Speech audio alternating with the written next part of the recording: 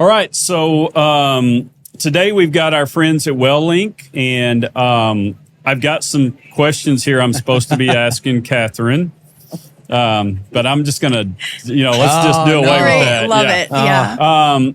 So no, guys, thank y'all so much for one thing, being our partner. Obviously, that's first and foremost. We can't just thank you enough for y'all be willing to be our partner, both financially and operationally. And so we're very blessed by that. But before we get started, why don't you guys introduce yourself? Tell us a little bit about y'all's background and how y'all came together in WellLink. Yeah, please. I'll go first. Yeah. Okay.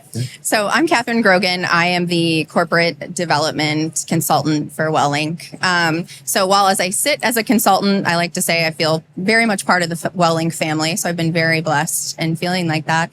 I've spent the last 6 years in startups. And wow, that's a long time. It's a long time. For startups. For startups, yeah. So I have spent the last 3 years on the investment side. Yep. And that's why about a year ago, I was pulled into WellLink and to really set up our investment thesis and process and put some real processes around who we're investing in and why we're investing in them. So I've spent the last year really building up our investment side, and it's been a really awesome journey. Well, you guys, I mean, it was fun to have you guys join us, and we appreciate that. But I can see just in doing the diligence, and I didn't realize you were going to ask us so many hard questions back then. So it's fair that I get to ask you hard questions back. No, I guess it is fair. I'm just kidding. But I thought it was very thorough, and it was really neat to see that process. And yeah, it made us feel even more comfortable to have you guys as partners. Yeah. And I can say too, because I'm in the contract role and a little bit unbiased. I think what's different about the process at WellLink is that we want to be conversational. We want to really learn about a business and be part of it, because that's how we learn the most and make the most out of our investment to the company. And then on the other side too, that's how the company is getting the most out of it. Yeah. So. Well, and I saw y'all leaning in and doing that, right? Because we met Brian first, at the very beginning. And he's such a personable guy. And then when we started dealing with you guys, we were like, okay, how's this going to go? And y'all, it's the same personality. So it's really neat. I mean, I do feel like we're family as well as partners. So absolutely. Well, I'm Daniel Lettenberger Klein. I'm the executive director for the Health Alliance. So the Health Alliance is the healthcare association. Essentially for the organization, because we've got a really incredible structure that Brian's set up, and the organization's been around for 111 years. Yeah. So really amazing. 111 years. Yeah. That's crazy. First regional hospital association in the U.S. We've evolved into a national healthcare organization. And just been involved with innovation since the beginning. So it's a really incredible story. I personally have known Brian for about 7 years. He was my mentor first. We got recruited at the same time to Cleveland. I came over from being a CEO of a behavioral health facility for the last 7 years and have been in the privately held PE-backed behavioral health space before that. So this is my first jump into the association side of the business, and working with Jorie has been just wonderful. So yeah. That's awesome. Well, so thinking back 111 years, I mean, that's where CPT codes came from. That's where it all started, right? Yeah. Can y'all talk a little bit about that? Because I think the general public really doesn't even understand that or realize that. Yeah, it's an incredible history. I mean, 1914 is when we had the hospitals come together really from a shared service model of how are we going to make sure we integrate the things that are essential for operation. It's been about cost efficiency since the beginning. Right? So in 1916, the first GPO in the country, first GPO ever, started inside our space, which is WellLink GPO. That's so hard to believe. It's unreal. And the GPO is one of the largest in the country now. It's one of the largest non-acute GPOs in the country. We're in partnership, a channel partner with Premier. But the GPO is this incredible thing that so many people haven't known about that creates exceptional value at no cost of entry for any organization. So whether it's healthcare, whether it's a casino, whether it's hospitality, there's an opportunity to control spend through the GPO. And so that happened in 1916, evolved over time.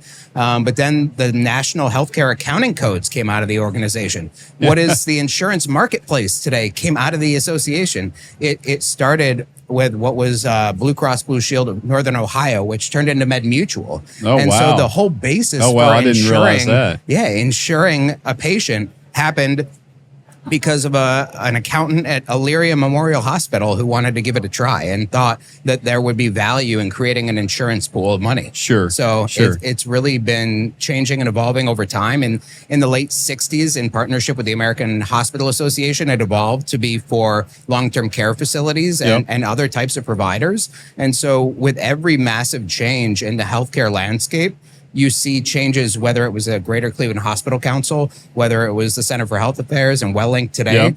We have always evolved and innovated to do the next thing. And so that's what we do today in partnership with Jorie. Yeah. Well, am I wrong in thinking that the mindset of GPOs are even more important today than, say, 10, 20 years ago? Is that accurate? Totally. I think so. I mean, Seems like ultimately, like running a facility the last 7 years, the ability to have control in spend, even knowing who's spending what when, is so difficult. And whether it's the same price for the pen here in this building as that building, like that all matters, especially when we're in the care delivery space, right? Every dollar matters. Yep. And so GPOs are an essential fabric for making sure that cost containment and cost and forecasting can be done properly. So it's essential for every organization, regardless of whether they're focused on care delivery or whether they're just general business, B&I, business and industry. There's opportunity with every organization related to GPO spend. Sure. And I think, too, you think about decision fatigue, right? There's so many options out there. When you work with a GPO, you're coming in and you're getting a more tailored experience. And that's one thing when we look at investments, we're looking at what are the best options out there? There's so many. We're fatigued by decisions all day, and the healthcare system is not immune to that. Yeah. Well, and I have to think back, all kidding aside, when I was kidding about diligence and first working with you guys, I can say this: I would much rather, as a company, think about working with WellLink, because you are personable. You're going to take our best interest, first and foremost. I'm not going to have to deal with some of the vendors that I'm having to deal with that aren't nearly as friendly and kind and courteous as you guys. So I do think it's like that's an ancillary thing, but it's an important thing too, to your point, fatigue. I mean, we're all fatigued in the healthcare space. So I can see that being a real, while it's kind of an ancillary thing, it's a very important thing.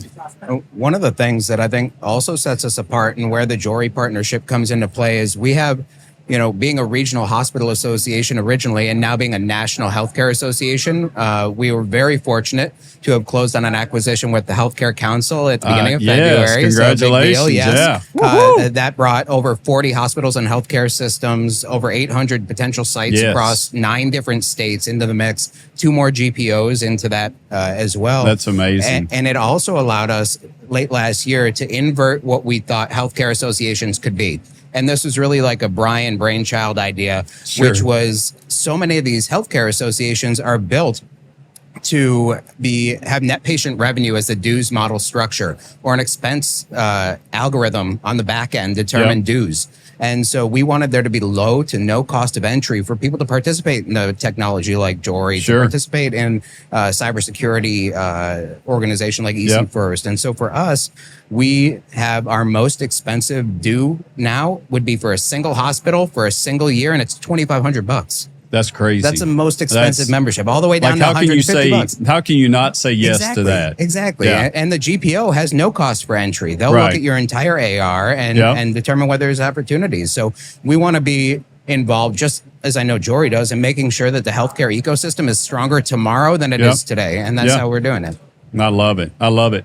Well, Katherine, when thinking about investments and kind of the investment thesis of WellLink, what is kind of the perfect, what are you thinking about when you're thinking about WellLink investing in a company? Yeah, I think, some may think that I'm not telling the truth when I say this, but it's not just about ROI, right? Yeah. Like, as an investor, of course, that's part of the conversation. But what I've found really validating and for lack of a better word, comforting in working at WellLink is our ability to look at strategic partnerships. And beyond that, if we can create a strategic partnership, we're also we're looking at companies that are looking for that end to end, right? Sure. And companies, and I like Jorie knows that healthcare is solved beyond the bedside. Right. It's about the infrastructure. It's about creating that top down approach. And a denied claim means more than a line item. That's a bigger impact. And so we're looking at companies that are looking at end to end, that are looking to really help the patient. At the end of the day, that's why we're here, right? That is why we're here. Yeah. We can talk all day long about all of the other stuff out there, but something that comes in and really is a company that's coming in and looking at who is this solving for, and are we doing it in the best way we can, in the most efficient way we can, in the fastest way possible. And so I think that's what really has set us apart. The other piece I'll add is looking more at a strategic partnership. So, of course, we could write a check and be done with it, but that's not what we want to look at. In the diligences that I've done at WellLink, one really big piece is I go and we have a conversation, Daniel and I were like, hey, what are you thinking from a membership perspective? How can we help this company? Sure. And, or I'll go to our GPO partners and say, hey, I've got this new technology, but I really want to make sure that it makes sense for us to invest in. I want to make sure that we can help this company. We can grow them. We can create a better working relationship, just like we've done with you and your team. So, Well, and to that point, the kind of parlaying back on the question I asked about, is it more important today probably than ever before? When you're thinking about investment, you're probably looking at how do we help the client, aka the patient. Do you see that there's greater opportunity today to do that versus even 5-10 years ago? Absolutely. I mean, I deal with the decision fatigue a little bit because there's so many companies out there. But I mean, I think I've seen even a difference in the last, let's call it 5 years, is that people are really focused on helping this complicated structure of healthcare and how can we make it more simple? Right. And I'll say for me personally, I've spent a lot of time helping elderly parents and looking at denied claims and trying to understand this system that's not built for the patient. And I definitely have seen a lot more technologies that are interested in helping the patient. I think that's been a huge piece of the puzzle. Sure. And obviously that's what, when I look at the early days of our investment with Jorie and that very first time, I think the name Jorie came across my desk, it was like, wow, like think about what this could do for the person in the bed. And that's what we've always stuck with. Sure. Yeah. Well, and we appreciate y'all looking at it that way because believe it or not, before we were even introduced to WellLink, we had talked to some other GPOs and they couldn't put that together, quite honestly. I mean, they didn't see the connection. Although, we did talk to one other one, but once again, before we met WellLink, and they seemed to get it, but it was so refreshing. The first time we talked to Brian, he was like, oh yeah, this is a no-brainer. Of course we'd want to partner with you guys. So we're thankful for that. So let me ask a quick question of, from an operations standpoint, you guys have helped us with a couple of clients already that we brought to WellLink. Why is it so important to take the time? You're talking to one or two of our clients when y'all have thousands. Why is it important, just as important, to talk to our one or two as it is to think of it that globally? I think the customer relations component is so vital. Like ultimately, an organization thrives on its relationship more than anything else, right? Business will only be successful in successful relationship to others. And so it's the same thing with health outcomes. It's the same thing with any type of outcome you're looking for. Relationship is the foundation, right? We're at a time of all-time disconnect. Sure. Right? Where we're the least amount of connected, there's the highest degree of isolation. So I think where we are a bit different and where we are successful is understanding how to be in relation to other entities, the value proposition they have to have and that they do have. And it comes from us understanding and taking the time to learn and truly being interested. I think you can tell when somebody genuinely wants to understand. Yeah. And so I think that's really a big differentiator for us across the entire organization, whether it's Brian, our CEO, whether it's the GPO, anybody within there, or the investment side, data side. Everybody on our team is looking to understand and they're curious. And when you have that composition, it leads to good outcomes. Yeah, true. Katherine, tell me the hardest part about your job. Mm-hmm. I'm going to ask a fun part too, but tell me the hardest part first. I think the hardest part is when I have conversations with founders who I candidly really like, and they're really great people, and I'm really excited about their technology. But unfortunately, sometimes there's someone else out there doing it better and faster, right. And we have to look at them too. And so, and sometimes it's not the right time or the right place. Yeah. And so telling a founder no, I think is the hardest part. It is. I mean, especially when you're like, wow, this is great, and it just isn't the right fit now. Yeah. But a lot of times I get to say, hey, call me when milestone X, Y, and Z are met. And then, and there's been plenty of conversations that have come back up and even investments that we've done from those conversations. But the telling of the no, I'm not a very confrontational person. So that's the hard one for me. And finance has to do that from time to time. And I know that's not easy. Yeah. Tell me a fun fact about WellLink. Either one of you. Just a fun fact that the general public may or may not know. I have a very cool one. All right, okay. So our office, where there's also a Jorie office. There is, yes. In Cleveland, Ohio. In that building that was, it's been around over 100 years as well. We haven't been there the whole time, but we've been there since 1982, was the original headquarters of Winton Motor Company, which was Winton Stagecoach Company originally. No way. And it was the first gas-powered automobile made for like commercialization. Before the Model T, before Ford did it, Ford took the idea and had a better process. Right? Okay, that's a fun fact. So Winton, our building, if you look at it and look at the history of it, is kind of the first Carvana, where they had the carriages up on the 4th floor, on the 3rd floor. It was used as a showroom, the entire building. So there were elevator shafts built into there to bring carriages up and to show from the street level. It was very neat. So they were ahead of Carvana. That's interesting. Yeah. That's just when you thought Ohio wasn't cool. Right, exactly. They also had the first automobile for moving other automobiles around. Yeah. Like to move. Really? Yeah. So like those trucks that move all the vehicles that's a fun fact. They built that too.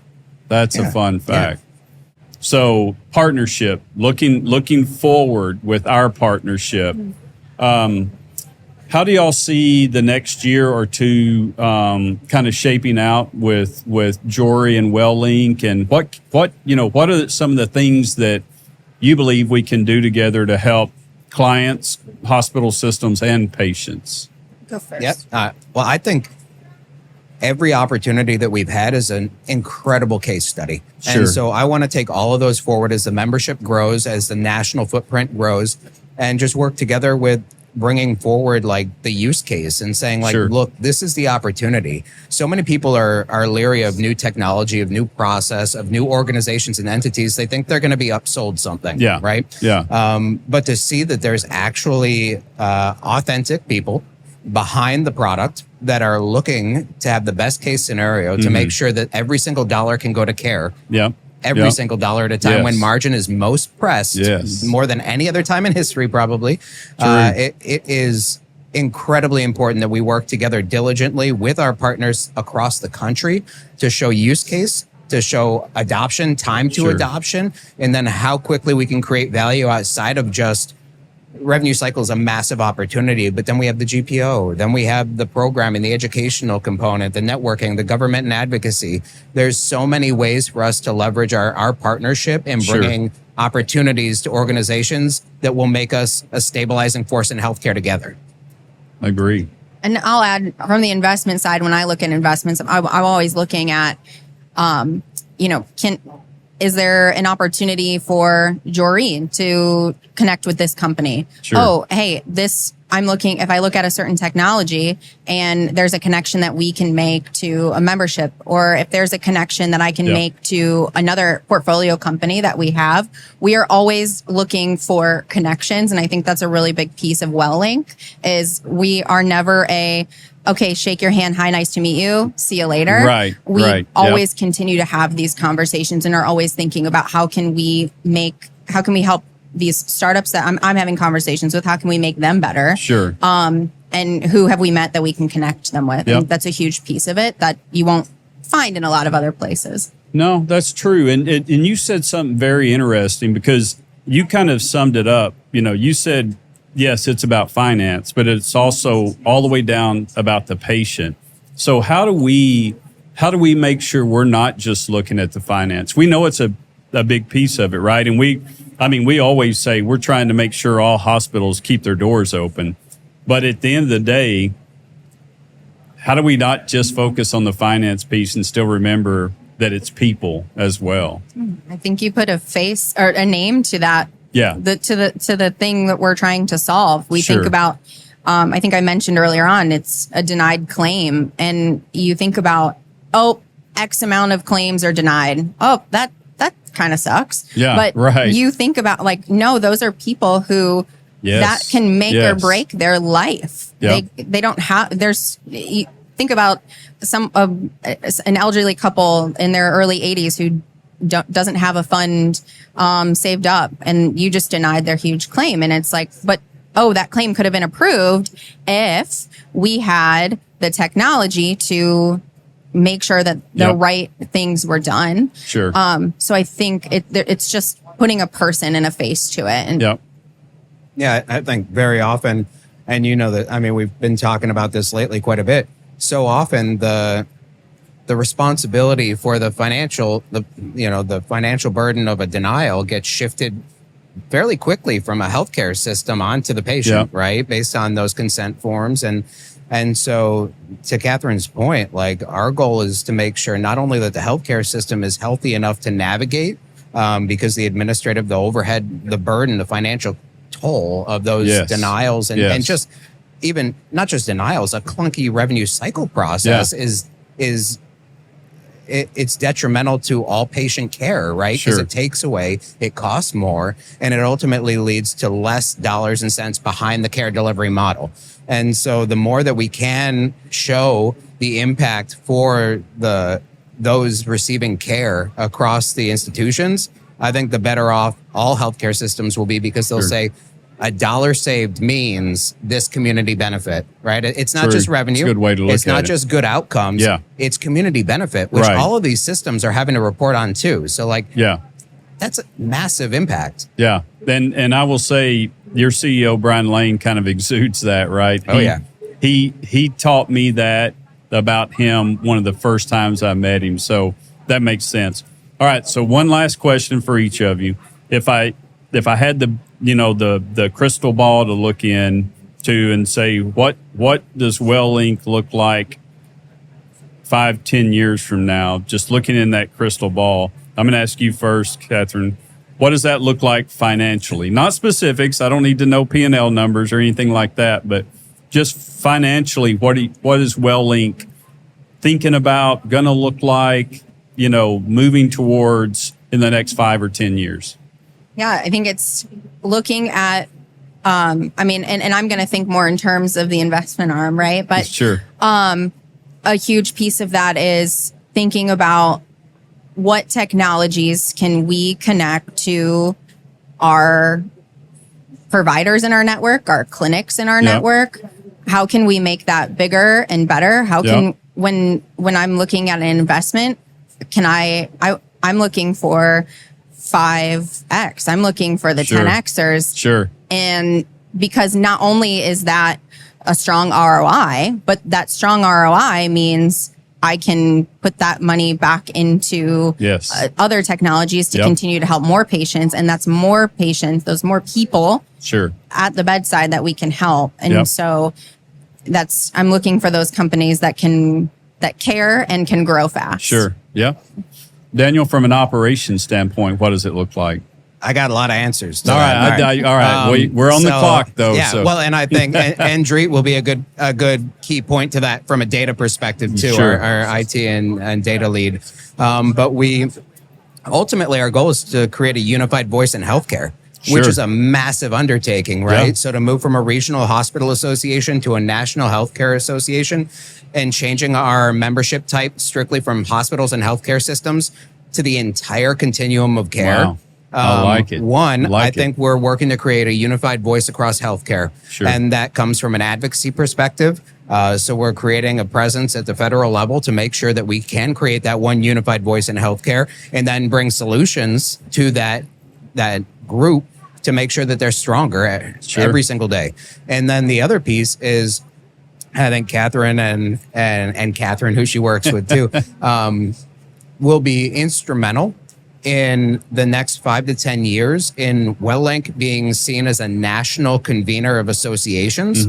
I think the number of associations that are going to continue to struggle because of the dues models they have in place, because of some of the difficulty in transition and evolution and innovation, WellLink seems to be an organization that other organizations are coming to say, can we work with you? Yeah. Can we maybe come under you? Can we find a way to create some sustainability? And that's across data, that's across GPO, that's across association. So I think you're going to see some consolidation over the next 5 to 10 years and some big growth across every aspect of the organization, whether it's investment, whether it's GPO, and whether it's association.